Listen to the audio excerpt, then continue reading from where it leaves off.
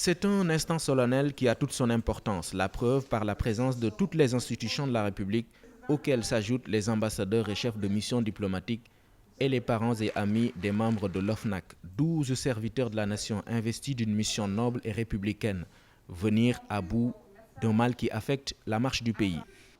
Le Sénégal, à l'instar de tous les pays, est confronté à la corruption. Elle empêche l'égalité des chances dans l'accès des citoyens au marché, aux emplois et aux services publics.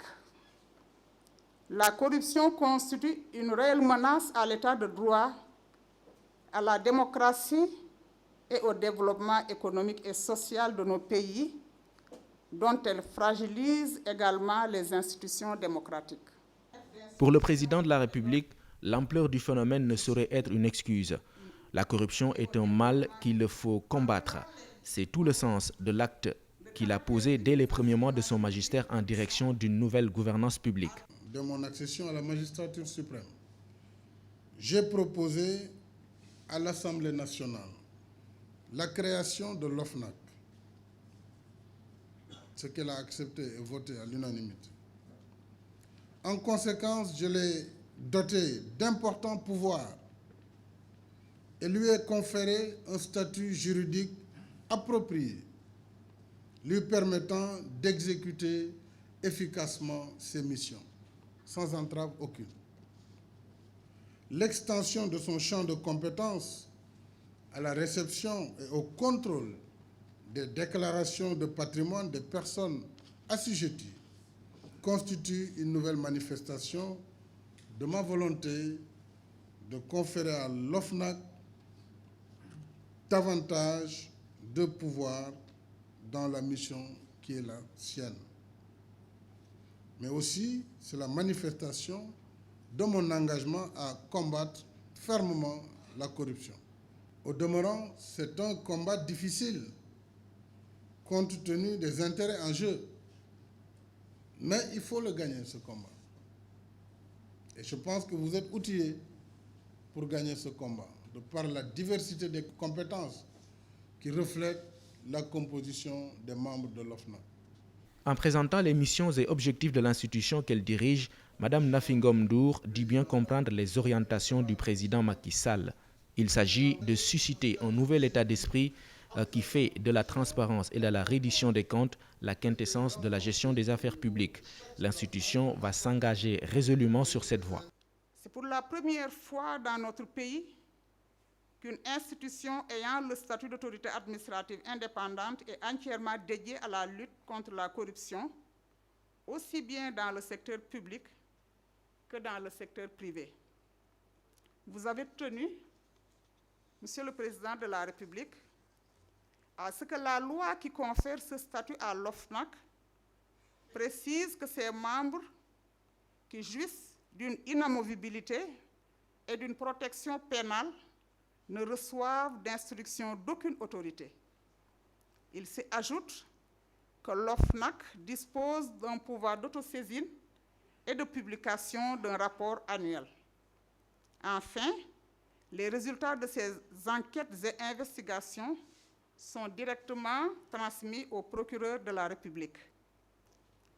Monsieur le Président de la République, les membres de l'OFNAC seront à vos côtés pour contribuer à la gestion des risques potentiels pouvant compromettre l'atteinte des objectifs de votre vision stratégique articulée autour du plan Sénégal émergent, de l'acte 3 de la décentralisation, ainsi que de la culture de la compétence, de l'intégrité et de la redevabilité.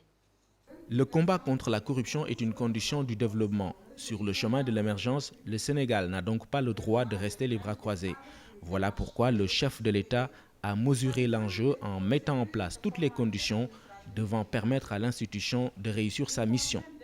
Je voudrais inscrire dans ce contexte le lancement du plan visant à faire du Sénégal un pays émergent, projet qui me tient à cœur. Et ce projet ne pourra assurément devenir réalité et tenir ses promesses qu'à travers un encadrement strict de l'utilisation des ressources mobilisées.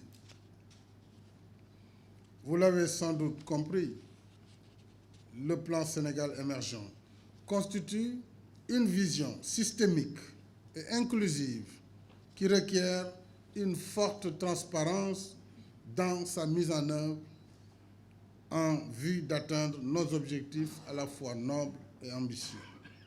J'invite l'OFNAC à porter ce combat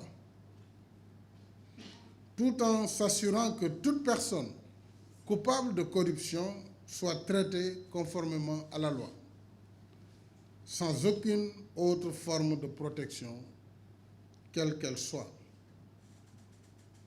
Les moyens nécessaires seront mis à votre disposition pour accomplir correctement cette mission.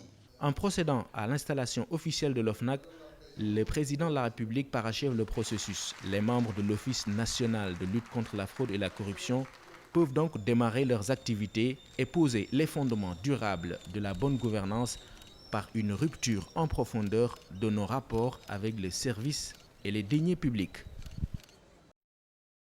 Mesdames et messieurs, invitez Madame Nafingom Ndour, présidente de l'OFNAC, à faire sa déclaration. Monsieur le Président de la République, Monsieur le Président de l'Assemblée nationale,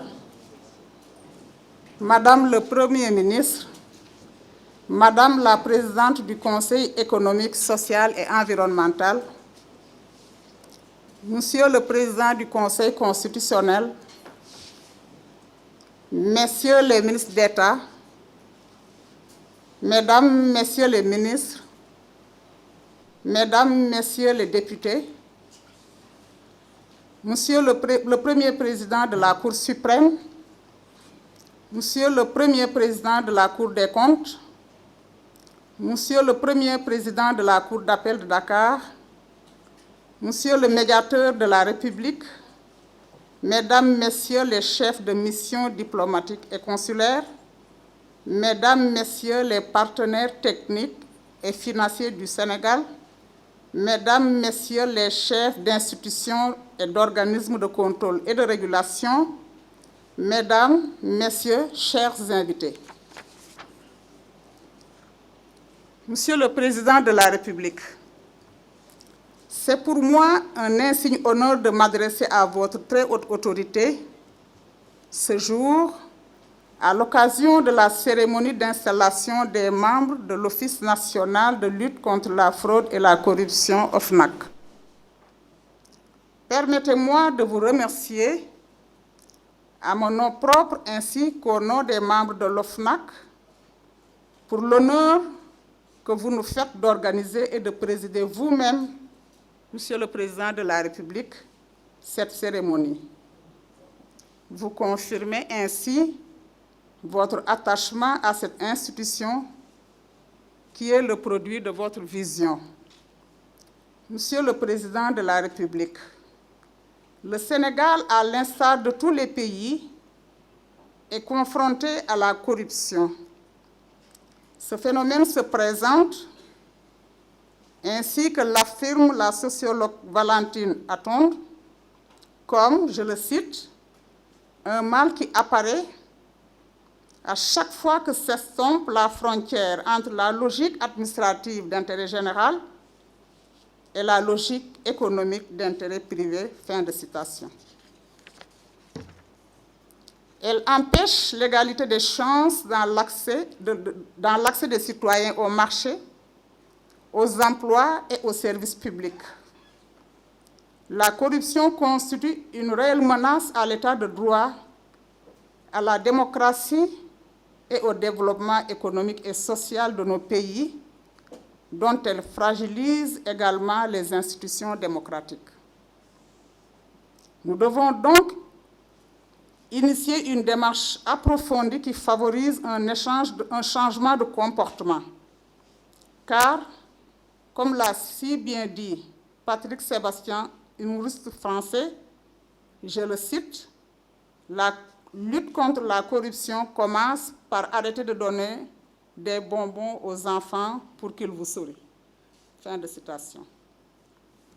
Monsieur le Président de la République, par-delà les conséquences évoquées ci-dessus, la corruption pose des problèmes de sécurité, accroît les inégalités et génère des conflits. Le caractère universel de ce phénomène a conduit la communauté internationale à adopter des instruments juridiques dont les principaux sont la Convention des Nations Unies contre la corruption, ratifiée par le Sénégal le 14 décembre 2005, soit moins de 2 ans après son adoption le 31 décembre 2003. La Convention de l'Union africaine sur la prévention et la lutte contre la corruption, adoptée en juillet 2003, est ratifiée par le Sénégal le 15 février 2007. Le protocole additionnel de la CEDEAO de 2001. Par ailleurs, au plan national, outre les corps et organes de contrôle interne et externe de l'État, notamment la Cour des comptes et l'Inspection générale d'État, la transposition de ces instruments internationaux dans le droit positif sénégalais a abouti à la création d'importantes institutions dont le Conseil national de régulation de l'audiovisuel CNRA, l'Autorité de régulation des marchés publics ARMP, l'Agence de régulation des télécommunications et des postes ARTP, la Cellule nationale de traitement de l'information financière CENTIF, spécialisée dans la lutte contre le blanchiment des capitaux, la Commission nationale de lutte contre la non-transparence, la corruption et la concussion, créée en novembre 2003, la Commission nationale électorale autonome, Sénat. Tirant les conséquences des limites de ce dispositif, vous avez initié, Monsieur le Président de la République, des réformes courageuses en prenant les initiatives ci-après. La réactivation de la Cour de répression de l'enrichissement illicite, la publication au journal officiel du Sénégal du 12 juillet 2012 du Code de transparence dans la gestion des finances publiques au sein de l'UEMOA, pourtant adopté depuis mars 2009. La création du ministère en charge de la promotion de la bonne gouvernance, la création de l'OFNAC.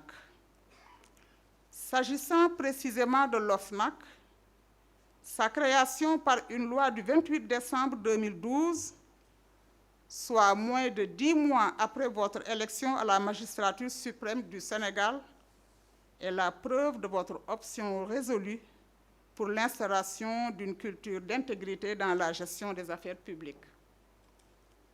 C'est pour la première fois dans notre pays qu'une institution ayant le statut d'autorité administrative indépendante est entièrement dédiée à la lutte contre la corruption, aussi bien dans le secteur public que dans le secteur privé. Vous avez tenu, Monsieur le Président de la République, à ce que la loi qui confère ce statut à l'OFNAC précise que ses membres qui jouissent d'une inamovibilité et d'une protection pénale ne reçoivent d'instruction d'aucune autorité. Il s'y ajoute que l'OFNAC dispose d'un pouvoir d'autosaisine et de publication d'un rapport annuel. Enfin, les résultats de ces enquêtes et investigations sont directement transmis au procureur de la République. Pour toutes ces raisons, la naissance de l'Office a été accueillie par nos compatriotes et nos partenaires au développement comme étant justement un pas décisif vers plus de transparence en parfaite cohérence avec les normes internationales en la matière. Permettez-moi, Monsieur le Président de la République, de saisir cette opportunité pour saluer la disponibilité de nos partenaires techniques et financiers qui ont manifesté leur volonté d'accompagner l'OFNAC dans la réalisation de sa mission. Monsieur le Président de la République, nous avons compris vos orientations qui se déclinent en 4 piliers. D'abord, l'écoute attentive par la réception et le traitement des plaintes des citoyens.